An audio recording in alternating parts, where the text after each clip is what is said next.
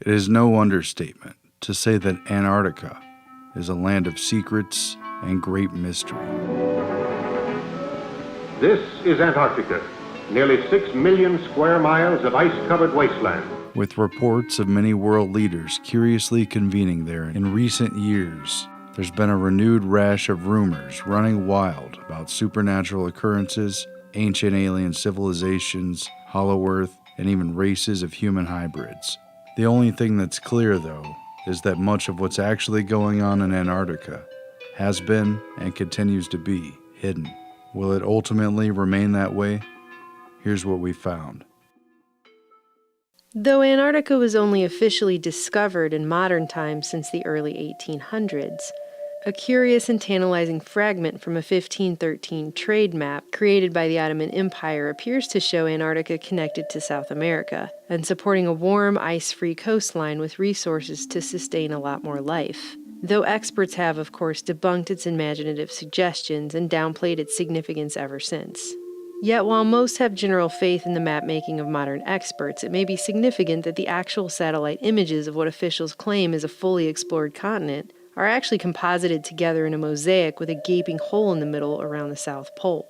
This is supposedly the truest picture of Antarctica that we're given, courtesy of the NASA Landsat program, which admittedly continually replaces and edits the composite, including when whiteout strikes. So the question that remains is, are we seeing what's really there? These satellite images are often stunning and give us a photorealistic picture of our planet, but like a video game with convincing graphics, satellite images are still only a representation of what's really there. They have flaws, and like all maps, the images simply aren't the actual territory. That may seem like a nitpicky point, but it's an important distinction to make, especially when we see large portions of what look like painted over or blurred out areas of the continent where bases are supposed to be located.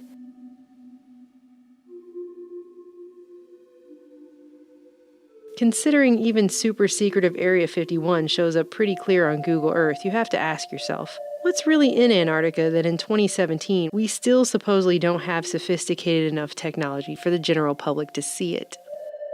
Investigations that West Antarctica and East Antarctica are actually two continents separated by an under-ice channel have largely been upheld. The Transantarctic Mountains and the chain of mountains up the Palmer Peninsula connect with the Andes Range, nearly touching South America where they were once connected by a land bridge. The questions began as soon as Antarctica was quote-unquote found. Have they, or will they, unearth something significant from humanity's past? Despite being told the entire continent is basically an icy, barren wasteland where hardly anything could survive or thrive, with no native human population other than visiting scientists. Freezing wastes without people, without life, without vegetation. Nature's most formidable challenge to man. Earlier reports show this is simply not the case. All the way back in 1893, Captain Larson reported discovering petrified wood and worms on Seymour Island, as well as a captivating area with dozens of clay balls placed on top of what looked like pillars, which had the appearance of having been made by the hand of man. But these were later dismissed as basalt that happened to collapse into the appearance of carefully sculpted clay balls on top of pillars. Between 1928 and 1930, then Commander Richard Byrd completed the first of 5 major modern expeditions to explore the Antarctic, and right away his team were captivated by evidence that there had once been a warmer climate while they were surveying vast tracts of otherwise icy land at the bottom of the earth. This expedition, which cost $400,000, was financed by Edsel Ford and John D. Rockefeller Jr., among others. A 1930 article on Byrd's first mission noted, quote, "They expect in time to solve what is perhaps the world's greatest mystery, the existence of extensive vegetation of the vast uplands near the South Pole thousands of years ago, noting sufficient geological evidence to prove that at one time Antarctica was once warm enough to support at least a rich vegetable life." In 1947, the U.S. Navy claimed they found a place they named the Bunger Oasis, though it may have been explored earlier. The Soviets established a research station there during their expedition in 1956 at the now defunct Polish A.B. Dabrowski Polar Station, in a fascinating 200 square mile iceless area. At the same time, it was noted that the Russians moved so much equipment and supplies into the oasis that Australian and New Zealand diplomats were convinced they may be setting up permanent air and submarine bases there. No wonder that one of the most compelling anomalies spotted on satellite images of Antarctica is only 35 miles from the Soviet base, in what appears to many to be a domed metal lid over some sort of underground entrance. In the meantime, no one has even confirmed or fully debunked the suspicions of conspiracy theorists on what this image even shows. Throughout further wide-scale explorations in the 40s and 50s, scientists on military expeditions reported finding ice-free oases with waterfalls cascading down rocky cliffs into dry valleys containing freshwater lakes on the interior of the continent, mountain ranges reaching thousands of feet above icy wastes, fossilized trees, and even the remains of petrified forests. In 1957, the U.S. military acknowledged finding at least 2 other oasis locations in Antarctica only a few hundred miles from the South Pole, both free of ice and large enough to house entire air bases. But the military wouldn't disclose the locations to prevent other nations from potentially establishing bases there. These oases reportedly have a radically different climate from the rest of the continent, places free of ice and snow where the soil can reach temperatures of 77 degrees Fahrenheit at midday, and warm winds blow over freshwater lakes where strange specimens grow. While transversing the interior, a seismologist gave his account in 1958 of coming across a fresh lake 100 yards across with pinkish flowers growing in the bottom of it, which he could not identify.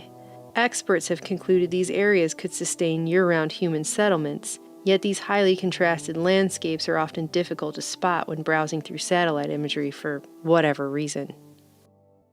Antarctica's past life as a tropical oasis is further upheld by the discovery of geothermal heated lakes, where almost any form of life could have survived and even continued up until this point, even while the rest of the continent froze over. The Russians at Vostok Station confirmed the discovery of a huge freshwater lake buried nearly 2 miles under the ice cap that they named Lake Vostok. It has attracted a great deal of attention ever since they've successfully drilled through the ice cap and collected active biological samples of living bacteria from a liquid lake that has otherwise been an isolated ecosystem for what scientists claim is as much as 15 million years. Located at the so-called South Pole of Cold, Lake Vostok is nearly as big as Lake Ontario, and at 6,000 square miles in surface area, 160 miles in length, and 30 miles of width, it measures to an astounding depth of more than 2,600 feet at some points. Its scientists claim they've found more than 3,500 life forms, as well as rich fossil evidence from a time that they've up until now known nothing about. Even more curious, however, was the confirmed discovery of a huge magnetic anomaly on the east coast of this underground lake that spans a vast 65 by 47 miles. Mainstream scientists hypothesized that a thinning of the Earth's crust at that location caused the anomaly, while others suggested a meteorite hit there, while still others suggest that the dimensions of such a significant magnetic anomaly could signify a lost city on the shores of the underground lake. With so much secrecy shrouding Antarctica, do you think the public would be told if something were found there? Interestingly, it parallels the plot to the film 2001: A Space Odyssey. Scientists on the moon unearth a vast psychomagnetic anomaly that proves to be a monolithic signal device from an unseen extraterrestrial race. Hundreds of these subglacial lakes are known to exist, and most remain still unexplored. However, when scientists drilled into the ice cap of a much shallower and smaller subglacial lake known as Lake Whillans, they found living jellyfish, crustaceans, and even 8-inch translucent pink fish, and what they said was an old ecosystem eroding from the ice hovering above the lake. These finds and more continue to fuel speculation, as they have over the past century, that Antarctica is holding on to secret links to mankind's past, and possibly the remnants of ancient civilizations which could have resided there in warmer times. Despite the appearance of being completely peaceful and solely dedicated to international cooperative scientific research, and despite the public being repeatedly told for decades that Antarctica officially holds, quote, no military value, The massive continent and its surrounding islands in the polar region are of great strategic significance. The place doesn't just lay idle and ownerless. And this surrounds perhaps the biggest secret of Antarctica, an open and rather obvious one. The 1959 Antarctic Treaty, signed by a dozen nations that include the U.S., Argentina, Australia, Chile, New Zealand, Norway, Russia, France, and the United Kingdom, put in place the appearance of a harmonious international atmosphere where Cold War hostilities are rejected and peace is permanent. But in reality, major military forces remain embedded there, outwardly serving as the custodians of man's activities on the continent. And it remains true with now 53 signatories. Significantly, the 1959 treaty immediately followed the 1957-1958 International Geophysical Year, which organized dozens of nations to participate in the Antarctic and other parts of the globe to establish permanent scientific bases and conduct unprecedented exploration and experimentation. The recommendation to make 57-58 an IGY event was initiated by astrophysicist Dr. James Van Allen, who was working with the Navy to test his developing theories about the geomagnetic forces that surround the planet, including the intense bands of harmful radiation that bear Van Allen's name. Meteorologist and Navy contractor Harry Wexler was working closely on this research as well, and was appointed chief U.S. scientist for the International Geophysical Year, which created a dual pretext for upper atmosphere tests and weather experiments that served both military and scientific interests, and for creating a permanent military backbone that could provide continuous support for bases, transport, and logistics. The main job that faced the Seabees during the second year at Antarctica was the building of 5 new bases. Each of these stations would supply vital information to the various scientific projects of the IGY program. Science gave the U.S., Russia, and Great Britain's military the justification needed for a permanent mission in the South Pole. Operation Deep Freeze was commenced by the U.S. in 1955, 2 years before the International Geophysical Year, sending thousands of Naval and Air Force troops, as well as militarized construction units from the Navy Seabees, to carve out permanent bases to support the scientific effort. In less than 1 month, pilots of EX-6 mapped and photographed over 1 million square miles of territory. Operation Deep Freeze created a never-ending permanent mission for the military amid a climate of international cooperation. The opportunity for cover and secrecy was astounding. In proposing the bases, members of the U.S. National Security Council forced an improbable merger between their national military goals and the International Geophysical Year program, silencing early opposition from the scientific community via the recognition that a military-backed mission, channeled through the National Science Foundation, would bring nearly unlimited funds for the projects they had championed, albeit at the cost of quietly acknowledging that parallel military activities were taking place largely in secret. The activities of Operation Deep Freeze 1, the Glacier, with Admiral Dufek aboard, made a notable cruise around the Antarctic continent. The purpose of this voyage was to locate suitable sites for more IGY stations to be established in later operations. The Glacier's cruise around the continent brought Deep Freeze 1 to a successful conclusion. Under the treaty, territorial claims are not addressed, though new claims are prohibited. With the status quo on ice, the U.S., British, and Russian installations remain like Antarctica's other secrets, frozen from political interference. But this form of peace can be deceiving and belie anything lurking just beneath the surface. With the treaty not taking effect until 1961, Operation Deep Freeze was a huge preemptive military mobilization effort to establish a permanent foothold on the continent. The only real question is, how far did they get? There have been many rumors about underground bases on Antarctica, but by their very virtue they are difficult to confirm, and as a result, legends, rumors, and imaginations run wild. And yet, there is solid evidence to support the idea that a significant military-industrial complex is indeed embedded underneath Antarctica's icy facade. Most of the early expeditions to Antarctica in the later 1800s and early 1900s were largely concerned with establishing claims and merely surviving the harsh environment. With improved technology, flight became viable, as did ice-breaking ships and specialized vehicles for ice-capped terrain. In the 1920s, U.S. Navy Admiral Richard E. Byrd achieved fame as the first person to fly over both the North and South Poles, though not without controversy. Byrd's first of 5 expeditions to Antarctica from 1928 to 1929 was privately sponsored by backers including the Rockefellers and Fords, seeking uranium, coal, and shale deposits, gold, copper, and other exploitable minerals, as well as locations to establish base camps. Byrd established Little America, among other camps, which was later plunged into the sea by the shifting ice. Byrd's second 1934 to 1935 expedition focused more on weather. Publicly, the expedition was mostly known for Byrd's dramatic wintering in alone at a meteorological station where he nearly died of carbon monoxide poisoning from a poorly vented stove, yet he lived to publish a best-selling account of it. Behind the drama, it was a major effort to study the relationship between seismic activity, geomagnetic forces, atmosphere, and weather. James Van Allen, who discovered the Van Allen radiation belts that bear his name, took part in Byrd's second expedition as assistant to the chief scientist, and later became a driving force in Antarctic weather experimentation, while Byrd helped the U.S. secure its claims there. Hitler's right-hand man, Hermann Goering, personally signed off on Germany's third expedition to Antarctica, and its first since before World War I. This became the infamous Neuschwabenland Nazi expedition, launched in 1938 and completed officially in 1939, just before initiating war with Poland. It was to be a secret reconnaissance expedition, with only 33 members plus the ship's crew. Following a German whaling expedition in 1937-38, it aimed ostensibly at increasing the production of fat for the coming war effort. However, the real mission was clearly to establish permanent bases for Nazi raids and other naval activities.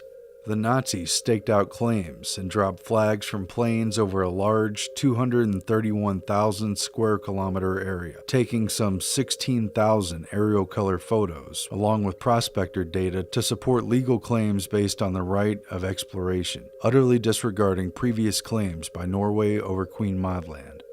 Finding out about the secret mission through their German diplomat, Norway quickly attempted to annex the territory by decree 3 days before the Nazi expedition even reached Antarctica. But it didn't deter Germany, who issued a decree in August 1939 after the mission, establishing a German Antarctic sector, officially called Neuschwabenland. Less than a year later, in 1940, Germany had invaded and occupied both Norway and Queen Maud Land. Even mainstream historians admit officially that there is evidence of at least minor Nazi coastal bases in Antarctica, ones that were large enough to dock German battleships during the war. But there's no clear record of activities beyond that. Unofficially, rumors allege that several Nazi U-boats that disappeared from the records had carried top officials including Hitler to the South Pole after the war, and that a more extensive and permanent base existed. If this holds any truth, one possible location for a substantial fortress would have been the 200-square-mile ice-free Schirmacher Oasis, which the Nazis had first identified from the air, and which supported numerous international stations after the war. Either way, after their 1938-39 Neuschwabenland expedition commenced, Admiral Byrd was sent to Antarctica from 39 to 40, on a U.S. government-sponsored mission to establish permanent bases, further exploration, and most assuredly to spy on Nazi efforts there. In turn, news of Nazi bases drove support for building more American bases there. Though modern scholars have tried to downplay the existence of Nazi bases, news reports of the time captured the concern, as this article highlights that, quote, the capture of a secret Nazi hideout proves valuable naval bases can be built in ice fields. It also stated, quote, there, hidden away in some undisclosed quarter of the Antarctic quadrant, a British naval patrol recently found a Nazi naval base. True, it was only of small dimensions, yet was sufficiently enough equipped to have repaired even the Graf Spee, referring to the notorious Nazi commercial raider that was attacking British commerce ships.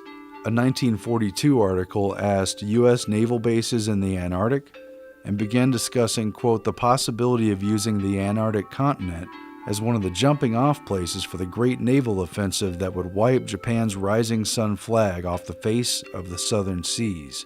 And it discussed how it would become a pivot from which we could guard and control both the South Atlantic and the South Pacific. Clearly, Antarctica had become an important military position.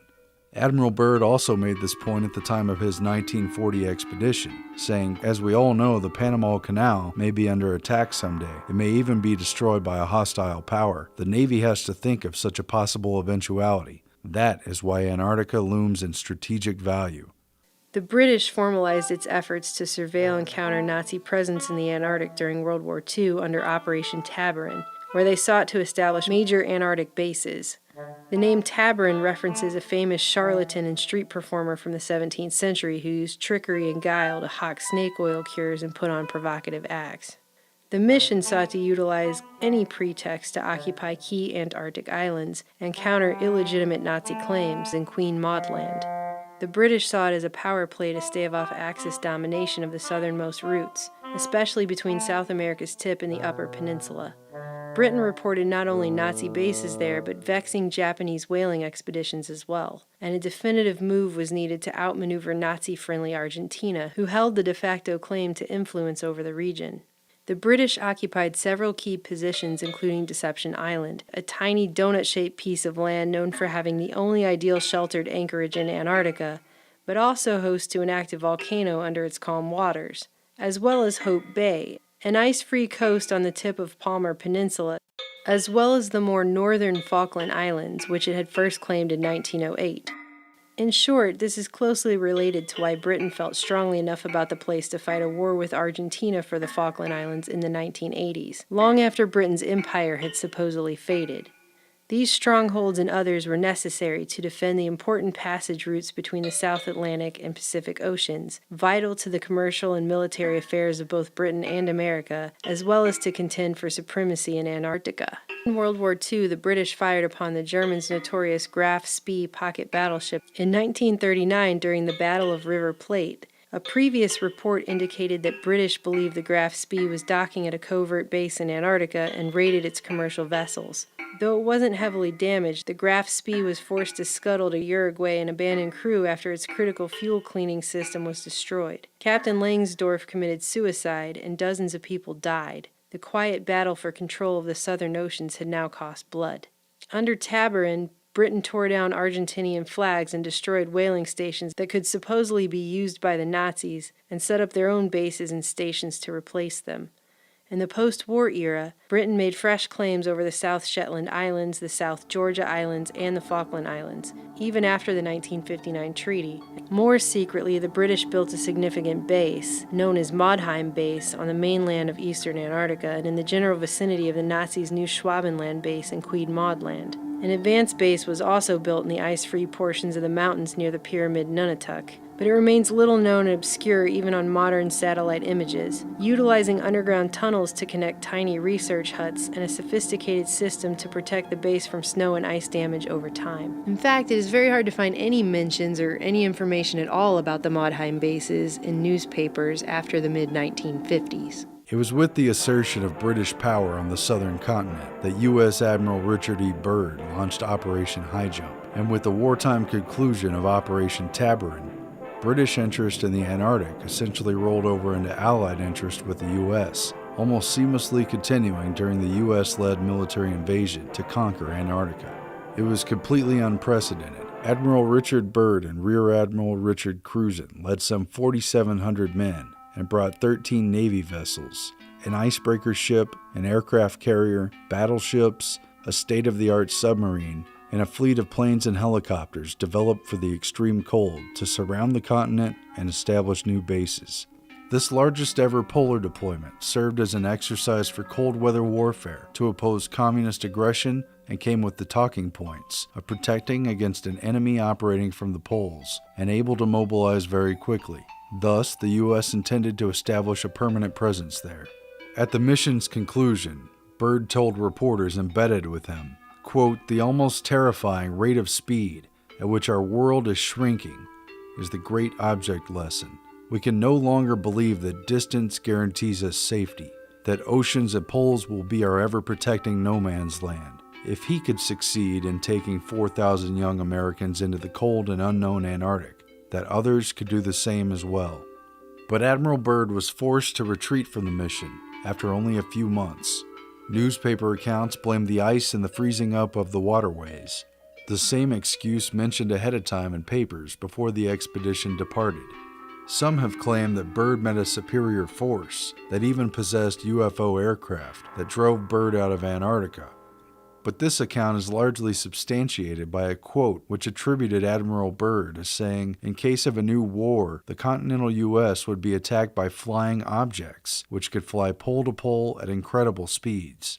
However, retrieval of the article this quote was said to appear in, dated March 5, 1947, and written by Lee Van Atta, an International News Service correspondent who accompanied the expedition, carried a different account, with a few similarities from which grains of truth were plucked. It read, quote, Rear Admiral Richard E. Byrd warned that the U.S. must guard against any future invasion by hostile aircraft from across the polar regions of the Earth, which bears a resemblance yet a different meaning from the phrase flying objects which could fly pole to pole. The Admiral declared it is no scare phrase but a bitter reality to state that conflict, should it ever come again, will lash out at our nation over one or both poles.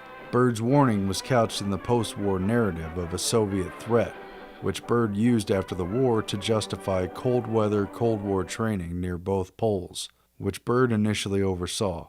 Lesser known is the fact that the U.S. followed up the very next year in 1947-48 with Operation Windmill, which continued survey operations and even more significantly furthered the study of electromagnetic effects on weather at the South Pole, though the mission was also aborted early. The U.S. hesitated and backed off from a planned Operation High Jump 2 due to international pressure and suspicion about the militarization of the South Pole. Instead, it opted for the peaceful approach of Operation Deep Freeze that began a few years later in 1955, just ahead of the international treaty. It should be noted, just after World War II, the first nuclear war, that it was mentioned multiple times in the papers that not only was Antarctica a probable source of coal. We've found enough of coal within 180 miles of the South Pole in a great ridge of mountains. It's not covered with snow, enough to supply the whole world for quite a while. But also of vast stores of uranium, which multiple countries, including Britain, were down there in search of. Where that coal is gets 100 below zero in the winter. Well, It was once tropical. So we think there's oil there, and there's evidence, probably uranium there. The year after World War II ended, at the same time papers were quietly announcing in tiny articles buried in their back pages that Antarctica might be hiding large stores of uranium under its ice, a law and diplomacy professor at Tufts College was warning that the new free areas of the world, like Antarctica would become under the 1959 treaty only a dozen years later, should be placed under the control of the United Nations, quote, thereby establishing the first tiny toehold of world government in practice. Professor Leo Gross went on to say that the suspected presence of uranium in Antarctica necessitates the UN to act right away to, quote, start a pool of world government into which the nations could one day jump themselves, as many believe they will have to do before lasting world order can be established. is it any secret, is there uranium there? That would be the only thing that would be practical to actually go after, I suppose. Everything else would be economically unfeasible, wouldn't it? Well, as we recklessly expend our resources, the time will come when we'll have to go after that stuff down there. Well, you know, I avoided what you said about uranium. I'm not sure about that. I don't want to have the world fighting over the Antarctic. Admiral, is there a competition among other nations to try to get information about Antarctica and possibly to secure some of these resources? Well, yes. There are now 7 nations very much interested. During the construction of these major installations, tunnels were dug between buildings, tunnels were dug for supplies and utility units, and for specialized equipment. Underground entrances and bases were expanded and reinforced to protect against the harsh weather. Were there secret underground military facilities constructed during or after this time?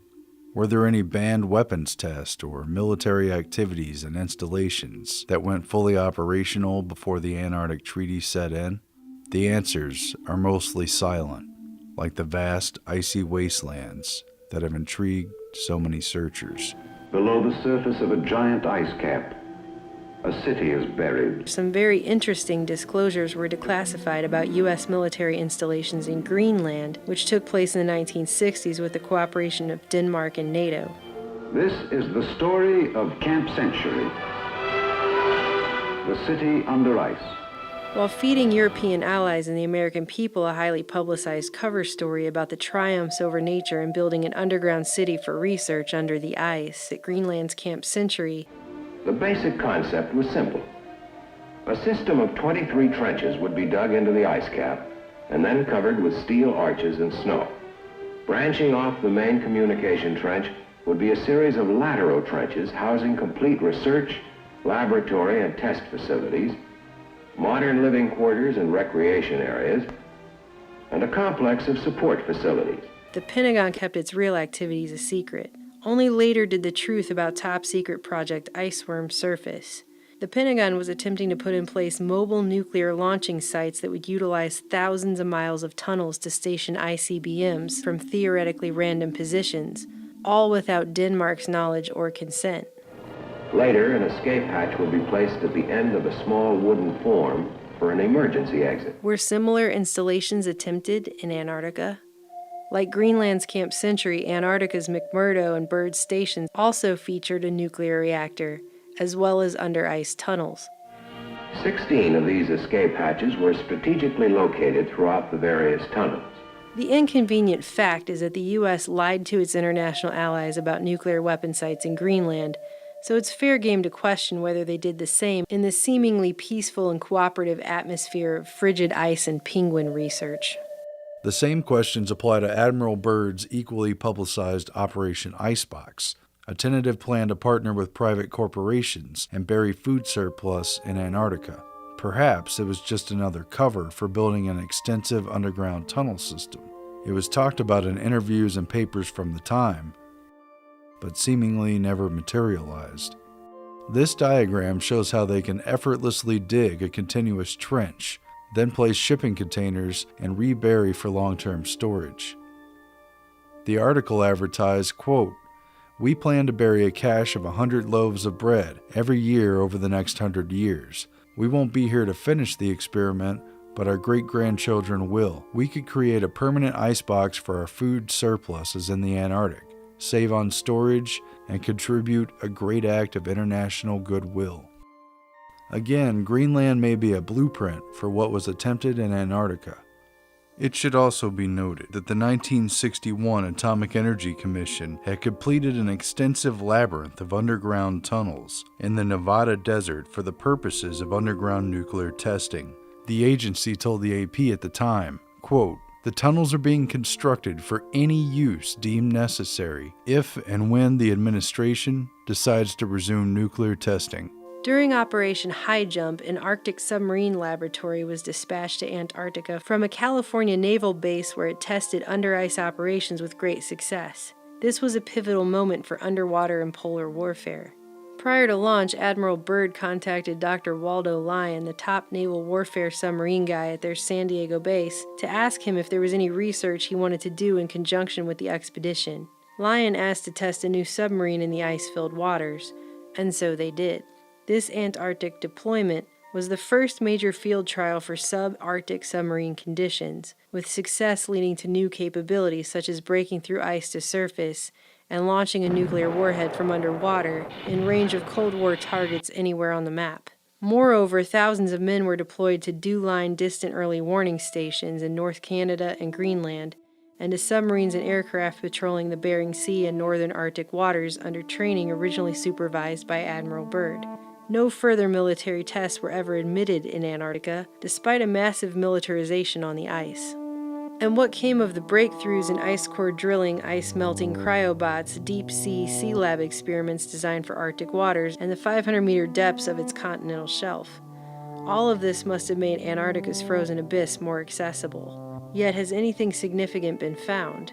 Have any bases been constructed there using tunnel boring systems, utilizing natural caves or geothermal hotspots? It's a big continent, so it's a very intriguing and perhaps plausible maybe. Again, Greenland may be a blueprint for what was attempted in Antarctica. Another little known and underexplained role in Antarctica is that of NASA engineers, who sent units to train for conditions that might be found in space. Numerous press reports in the 50s and 60s made the point of comparing Antarctica's conditions to that of the Moon and Mars, cold, unforgiving, and remote.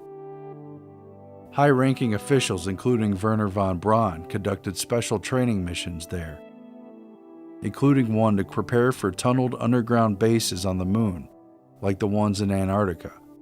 Other NASA reports have remarked on the similar mountainous terrain. But did these training missions for space travel also double as an opportunity to upgrade and expand military bases under peaceful pretext in the region? Did NASA take advantage of the reclusive area as a secret launching base? How many rockets were being test-fired here? And what was their real purpose? And in early fall 1963, there were claims made that a nuclear bomb was detonated on the Antarctic continent. But as it did not register fallout, it was believed to have been set off either in the upper atmosphere where previous tests had been conducted or underneath the ice sheet.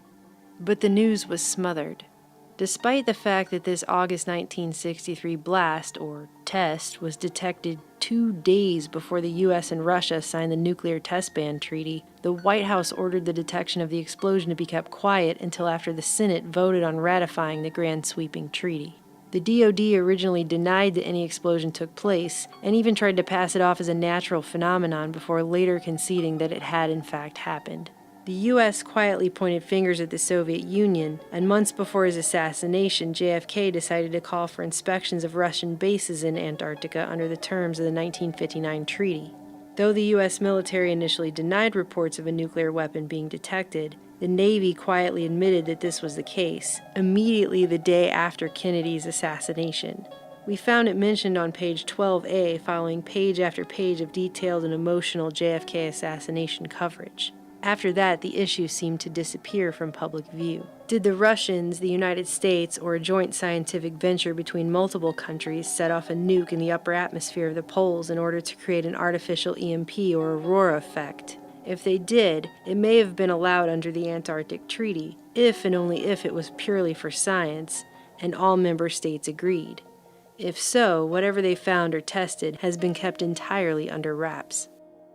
The absolute biggest secret of all in Antarctica is the electromagnetic energy that surrounds and saturates life on planet Earth.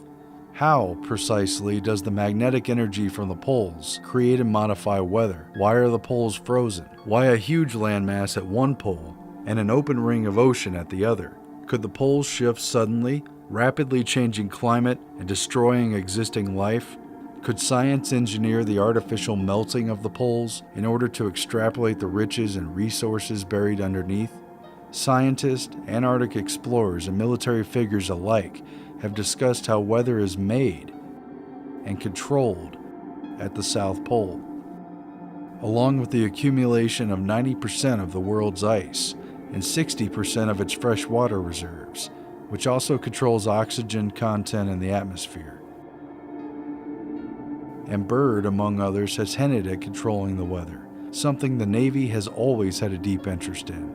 They established Camp Sky High, the first upper atmosphere VLF summer station on Antarctica at the base of the Antarctic Peninsula. It carried miles of wires spread out over the ice and sought to stimulate artificial auroral effects that would reciprocate with its conjugate radio site in Quebec, Canada. Resembling a gigantic peeled orange, this Rowan dome was assembled from prefabricated curved sections. Inside, it contained special equipment used for recording weather conditions. Another building, unusual in its dimensions, was the Aurora Airglow Tower. Skull and Bones journalist and op-ed extraordinaire William F. Buckley visited the South Pole and remarked on its use for weather control, interacting with scientists studying hydrodynamics of the Earth's core, as well as geomagnetic effects on weather. Harry Wexler, the chief U.S. scientist who was experimenting with weather control, was put in charge of the International Geophysical Year in 1958. This was the same year that Harry Wexler saw his plans for bombarding the ionosphere with nuclear weapons undergo live tests in the Navy's 1958 Operation Argus, creating an artificial aurora burst hundreds of miles away at magnetic correlates from the firing positions. The Earth itself is a magnet. It acts as a dipole surrounded by a field of magnetic force. We see that the magnetic field extends a great distance from the Earth. Any one of these field lines can be thought of as lying in a shell. Advances in understanding the electromagnetic shield that protects the planet lent themselves to military attempts to manipulate the weather. The Navy confirmed that it could black out satellite and radio communications with high-altitude explosions, eventually creating an EMP. What were their plans at the South Pole?